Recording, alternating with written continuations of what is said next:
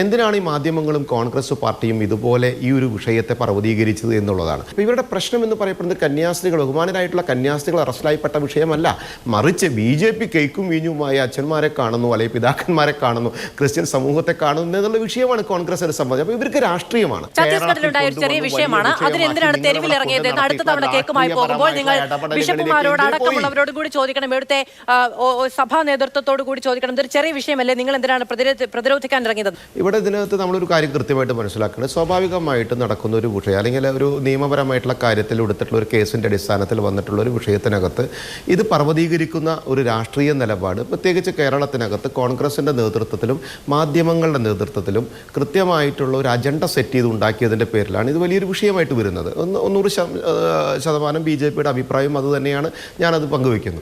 എന്തിനാണ് ഈ മാധ്യമങ്ങളും കോൺഗ്രസ് പാർട്ടിയും ഇതുപോലെ ഈ ഒരു വിഷയത്തെ പർവ്വതീകരിച്ചത് എന്നുള്ളതാണ്. നോക്കൂ, ഒരു റെയിൽവേ സ്റ്റേഷനകത്ത് കൃത്യമായിട്ടുള്ള രേഖകൾ ചോദിക്കുന്ന സമയത്ത് അതില്ലാതെ വരുന്ന സമയത്ത് എടുക്കുന്ന കേസ്, അത് കേരളത്തിൽ നമ്മൾ ഇന്നലെ മാധുവിൻ്റെ ചാനലിൽ തന്നെ ചർച്ച നടത്തുന്നത് എൻ്റെ വിശ്വാസം അഭിലാഷായിരുന്നു എന്ന് തോന്നുന്നു, ഞാൻ കേട്ടതായിട്ട് ഓർമ്മ. അപ്പോൾ തൃശ്ശൂർ റെയിൽവേ സ്റ്റേഷനിലുണ്ടായ വിഷയവും അതുതന്നെയാണ്. അതേപോലെ തന്നെ നിരവധി സ്ഥലങ്ങളിലും ഇതേപോലെ തന്നെ വിഷയങ്ങളുണ്ടായിട്ട് 2021 ഇതേ കോൺഗ്രസ് പാർട്ടി ഭരിക്കുന്ന സമയത്ത് കോൺഗ്രസ് പാർട്ടി തന്നെ കൊണ്ടുവന്ന 1968 ആക്ട് എന്താണ്, അവിടുത്തെ മതപരിവർത്തന നിരോധന നിയമം. പിന്നെ ഛത്തീസ്ഗഡ് പോലെ സ്ഥലത്തെ കാര്യങ്ങൾ എന്ന് പറയപ്പെടുന്നത് കേരളത്തിൽ നമ്മൾ ഇരുന്ന് സംസാരിക്കുന്ന പോലെയുള്ള ശൈലിയല്ല. എന്നിട്ട് പോലും കേരളത്തിൽ കേസെടുത്തു എന്നും അതും മനസ്സിലാക്കണം. അപ്പോൾ ഛത്തീസ്ഗഡ് പോലെയുള്ള സ്ഥലത്ത് അങ്ങനെ നാരായൺപൂർ എന്ന് പറയപ്പെടുന്ന ഒരു ജില്ലയ്ക്കകത്ത് അതൊരു സെൻസിറ്റീവ് ഏരിയയാണ്, അവിടെ വിഷയങ്ങളുള്ള സ്ഥലമാണ്. അപ്പോൾ അങ്ങനെ ഒരു ചെറിയ വിഷയമായി അല്ലെങ്കിൽ ഒരു നിയമപരമായിട്ടുള്ള ഒരു വിഷയമായിട്ട് തിരുത്തേണ്ട ഒരു കാര്യം, നിരപരാധിയാണെങ്കിൽ പരിപൂർണമായിട്ട് കേസിൽ അനുകൂലം കിട്ടേണ്ട ഒരു കാര്യത്തെ പർവ്വതീകരിച്ച് രാഷ്ട്രീയ വിഷയമാക്കി വളരെ വലിയ സംഭവമാക്കി എടുത്തതിൻ്റെ പുറകിൽ ഒരു കൃത്യമായ രാഷ്ട്രീയമുണ്ട് മാധു. കാരണം ആ രാഷ്ട്രീയം കേരളത്തിലെ കോൺഗ്രസിൻ്റെ പുറകെ നിൽക്കുന്ന ഇൻറ്റൻഷനലി ഇതിനെ കൃത്യമായിട്ട് കൊണ്ടെത്തിക്കാൻ സാധിക്കുന്ന അല്ലെങ്കിൽ ഇതിനെ രാഷ്ട്രീയമായിട്ട് ഉപയോഗിക്കാൻ സാധിക്കുന്ന ഒരു രീതിയുമാണ്. ഇവർ ഇന്നലെയൊക്കെ നടക്കുന്ന ചർച്ചയിൽ പറഞ്ഞ എന്താ, കേക്കും വീഞ്ഞു. അപ്പോൾ ഇവരുടെ പ്രശ്നം എന്ന് പറയപ്പെടുന്നത് കന്യാസ്ത്രീകൾ, ബഹുമാനരായിട്ടുള്ള കന്യാസ്ത്രീകൾ അറസ്റ്റിലായിപ്പെട്ട വിഷയമല്ല, മറിച്ച് BJP കേക്കും വീഞ്ഞുമായ അച്ഛന്മാരെ കാണുന്നു, അല്ലെങ്കിൽ പിതാക്കന്മാരെ കാണുന്നു, ക്രിസ്ത്യൻ സമൂഹത്തെ കാണുന്നു എന്നുള്ള വിഷയമാണ് കോൺഗ്രസിനെ സംബന്ധിച്ച്. അപ്പോൾ ഇവർക്ക് രാഷ്ട്രീയമാണ്. ഇവരാണ് ആ വിഷയത്തെ ഏറ്റവും കൂടുതൽ പർവ്വതീകരിച്ച് ഇത്രയും പ്രശ്നമുണ്ടാക്കി. ഇത് അത്ര വലിയൊരു വിഷയമാക്കാതെ ഒരു രേഖകളില്ലാത്തൊരു വിഷയം സ്വാഭാവികമായിട്ട് ബഹുമാനരായിട്ടുള്ള കന്യാസ്ത്രീകൾ അവരുടെ നിരപരാധിത്വം തെളിയിച്ച് നിയമപരമായിട്ട് പുറത്തിറങ്ങേണ്ട ഒരു കാര്യത്തിനെ പർവ്വതീകരിച്ച് വലിയ വിഷയമാക്കി എടുക്കുന്നതിന്റെ പൊളിറ്റിക്സ് ആണ് നമ്മൾ കൃത്യമായി മനസ്സിലാക്കേണ്ടത്. എനിക്ക് അങ്ങ് ആദ്യത്തെ 1-2 സെന്റൻസിനിടയിൽ പറഞ്ഞ ഒരു കാര്യം മനസ്സിലായില്ലായിരുന്നു. പക്ഷേ സ്വാഭാവികമായും ഒരു പാനലിസ്റ്റിനെ നമ്മൾ ക്ഷണിക്കുന്ന ഒരാൾ വന്ന് പറഞ്ഞു തുടങ്ങുന്ന സമയത്ത് തന്നെ അതിനെ എതിർക്കുക എന്ന് പറയുന്നത് ഒരു സാമാന്യ മര്യാദയല്ല എന്നുള്ളത് കൊണ്ട് കഴിയട്ടെ എന്ന് വിചാരിക്കുകയായിരുന്നു. ആഭ്യന്തര വകുപ്പ് രാഷ്ട്രീയമായി തിരഞ്ഞെടുക്കപ്പെട്ടതല്ലേ എന്നങ്ങ് ചോദിച്ചു. അങ്ങനെയാണോ ആനുകാലിക ഇന്ത്യയിൽ എന്ന് എനിക്കറിയില്ല. ഒരു പാർട്ടിയെ, സർക്കാരിന് നേതൃത്വം നൽകാൻ കഴിയുന്ന പാർട്ടിയെ രാഷ്ട്രീയമായി തിരഞ്ഞെടുക്കുന്നതാണ്. ആഭ്യന്തര വകുപ്പ് രാഷ്ട്രീയമായി തിരഞ്ഞെടുക്കപ്പെട്ടതാണോ എന്നുള്ളത് അങ്ങയുടെ രാഷ്ട്രീയ ശീലം വെച്ചോ അങ്ങയുടെ പാർട്ടിയുടെ രാഷ്ട്രീയ കാഴ്ച, ഞാനൊന്ന് പൂർത്തിയാക്കട്ടെ ശ്രീ ഉല്ലാസ് ബാബു, രാഷ്ട്രീയ കാഴ്ചപ്പാട് വെച്ചോ പറഞ്ഞതാണ് എങ്കിൽ അതങ്ങ് തിരുത്തും എന്ന് ഞാൻ വിചാരിക്കുന്നു. രണ്ടാമത്തേത്, എന്തിനാണ് അങ്ങനെയാണ് എങ്കിൽ മാധ്യമങ്ങളും കോൺഗ്രസും മറ്റ് CPM-ഉം മറ്റ് പ്രതിപക്ഷ പാർട്ടികളും എല്ലാവരും ചേർന്ന് വലിയ പ്രചണ്ഡമായ പ്രചാരണം നടത്തി വിവാദം കൊണ്ടുവന്ന ഒരു വിഷയമാണ് എങ്കിൽ BJPയുടെ കേരള ഘടകം, BJPയുടെ കേരള അധ്യക്ഷൻ തന്നെ പറഞ്ഞതനുസരിച്ച് BJPയുടെ പ്രധാനപ്പെട്ട നേതാക്കൾ അനൂപ് ആന്റണി അടക്കമുള്ളവർ അവിടെ പോവുകയും ഇടപെടൽ നടത്തുകയും ഒക്കെ ചെയ്തത് എന്തിനാണ്? മാധ്യമങ്ങളും ഇവിടുത്തെ മറ്റ് രാഷ്ട്രീയ പാർട്ടികളും കൂടെ പർവ്വതീകരിച്ചതാണ്. ഇതൊരു സാധാരണ സംഭവമാണ്, ഇത് വളരെ സാധാരണഗതിയിൽ ഉണ്ടാകുന്ന ഒരു കേസാണ് എന്ന നിലയ്ക്ക് കണ്ടുകൊണ്ട് ഇവിടെ അങ്ങ് ഇരുന്നാൽ പോരായിരുന്നോ? അപ്പോൾ ഞാനൊന്ന് മറുപടി പറഞ്ഞോട്ടെ. അത് ആദ്യം ചോദിച്ച ഒരു കാര്യം, ആഭ്യന്തര വകുപ്പിൻ്റെ വിഷയം. ഞാൻ അത് അതിനകത്ത് എൻ്റെ ഉദ്ദേശശുദ്ധി എന്ന് പറയപ്പെടുന്നത് വളരെ കൃത്യമാണ്. കാരണം നമ്മളിതിനകത്ത് പൊളിറ്റിക്കൽ ഇടപെടലുകൾ എന്ന് പറഞ്ഞു, അപ്പോൾ രാഷ്ട്രീയ പാർട്ടികളുടെ പ്രതിനിധികളായി വിജയിച്ചു വരുന്ന സർക്കാരുകൾ, അവരുടെ ഇടപെടലുകൾ, അത് രാഷ്ട്രീയമായിട്ടുള്ള ഇടപെടലുകൾ എന്നുള്ളതാണ് ഞാൻ ഉദ്ദേശിച്ചത്.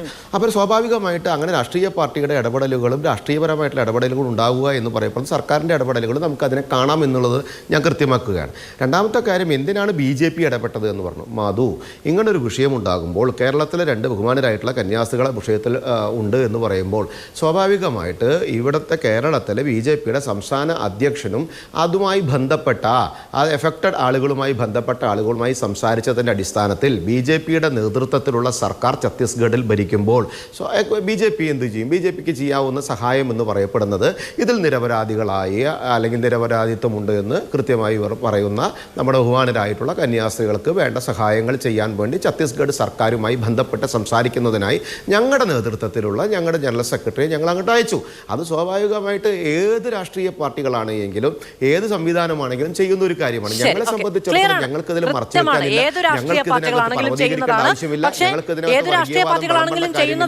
പക്ഷേ മറ്റുള്ളവരൊക്കെ വിവാദമുണ്ടാക്കാൻ പോയവർ, നിങ്ങൾ മാത്രം സഹായിക്കാൻ പോയവർ.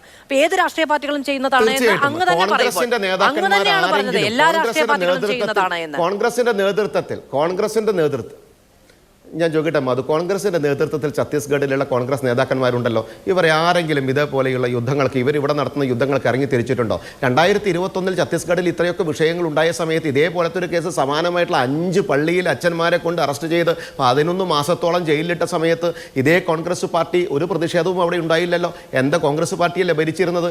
അപ്പോൾ ഒരു പ്രതിഷേധം ഉണ്ടായിരുന്നല്ലോ. അന്ന് ഈ മതവും വർഗീയവാദവും കുത്തിമുറക്കിക്കൊണ്ട് ഈ പ്രവർത്തനത്തിന് ഇവർ ഇറങ്ങിയില്ലല്ലോ. കേരളത്തിൽ ഈ തെരഞ്ഞെടുപ്പ് മുന്നിൽ കണ്ടുകൊണ്ട് ക്രിസ്ത്യൻ വേഴ്സസ് BJP എന്ന് പറയപ്പെടുന്ന നറേറ്റീവ് സൃഷ്ടിച്ചുകൊണ്ട് BJPയെ ഇപ്പുറത്ത് കൊണ്ട് നിർത്തിക്കൊണ്ട് വിജയം കൊയ്യാം എന്ന് പറഞ്ഞാൽ വർഗീയതയുടെ വിത്ത് വാങ്ങിക്കൊണ്ട് സുഖമായി കേരളത്തിൽ വിജയം കൊയ്യാം എന്ന് പറയപ്പെടുന്ന ഒരു അജണ്ട സെറ്റ് ചെയ്തതല്ലേ?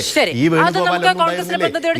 നിങ്ങളുടെ ഇവിടെയുള്ള നേതാക്കൾക്കും അവിടെയുള്ള നേതാക്കൾക്കും ഒരു നിലപാടാണോ എന്ന്?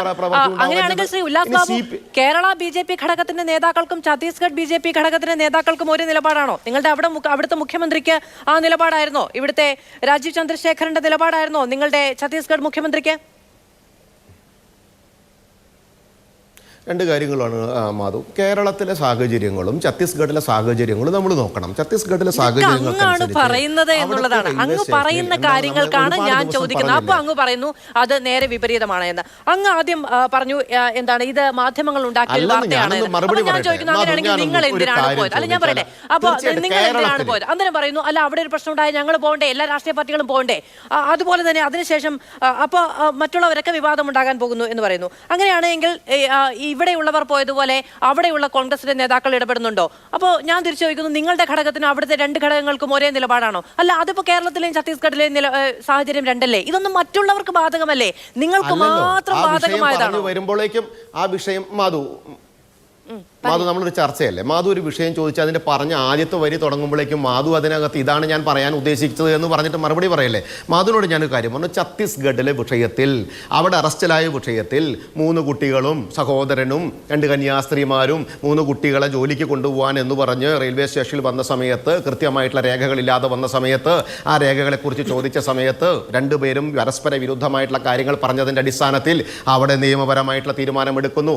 സ്വാഭാവികമായിട്ട് ഒരു ചെറിയൊരു പോലീസ് സ്റ്റേഷനിൽ എടുക്കുന്ന ഒരു കാര്യങ്ങൾ അല്ലെങ്കിൽ ഒരു റെയിൽവേ പോലീസ് എടുക്കുന്ന കാര്യങ്ങൾ ഇമ്മീഡിയറ്റ് അവിടുത്തെ ഭരിക്കുന്ന സർക്കാരുകളിലേക്ക് അറിയിച്ചിട്ടാണ് എടുക്കുക എന്നുള്ളത് മാധുവിന് തോന്നുന്നുണ്ടോ? നിയമം വെച്ചുകൊണ്ട് കൃത്യമായിട്ട് അല്ല, നിങ്ങൾ ഒരു കാര്യം മനസ്സിലാക്കേണ്ടത് മാധവ്, നിങ്ങൾക്ക് ഞാൻ കൃത്യമല്ല, കേരളത്തിനകത്ത് മാധ്യമങ്ങളും കോൺഗ്രസ്സുകാരും ഒരുമിച്ച് നിന്നുകൊണ്ട് അവർക്ക് ഗുണകരമായിട്ടുള്ള കാര്യങ്ങൾ നടപ്പിലാക്കുന്നതിന് വേണ്ടി നടത്തുന്ന കുറച്ച് ദിവസമായിട്ടുള്ള ക്രിസ്ത്യൻ സമൂഹത്തിന് നേരെ നിങ്ങൾ കാണിക്കുന്ന വലിയ തെറ്റാണ്. രാഷ്ട്രീയപരമായിട്ടും മതപരമായിട്ടും നിങ്ങൾ ഇതിനെ അങ്ങോട്ടും ഇങ്ങോട്ടും തമ്മിൽ തല്ലിച്ചിട്ട് നിങ്ങൾക്ക് എന്താണ് കിട്ടാൻ പോകുന്നത്? നിങ്ങൾ ഈ രാഷ്ട്രീയം എന്തിനാണ് കൊണ്ടു നടക്കുന്നത്?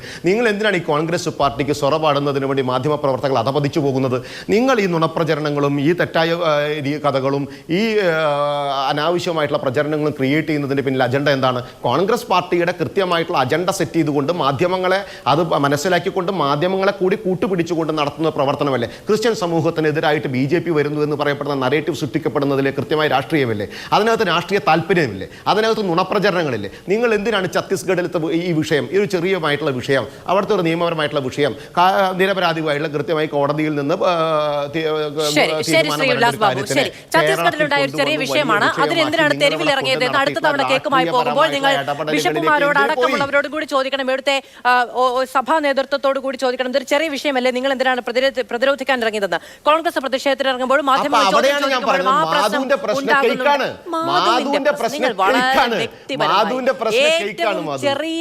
ഏറ്റവും ചെറിയ തരത്തിലേക്കാണ് നിങ്ങളത് അത് വ്യക്തിപരമായി ഉന്നയിക്കുന്നതിലൂടെ നിങ്ങൾക്ക് ലക്ഷ്യങ്ങൾ ഉണ്ടായിരിക്കാം. ഇതിപ്പോ ഞാൻ ഒരാളാണ് ഒരാളാണോ ഈ കേരളത്തിൽ ഇത് ചർച്ച ചെയ്യുന്നത്?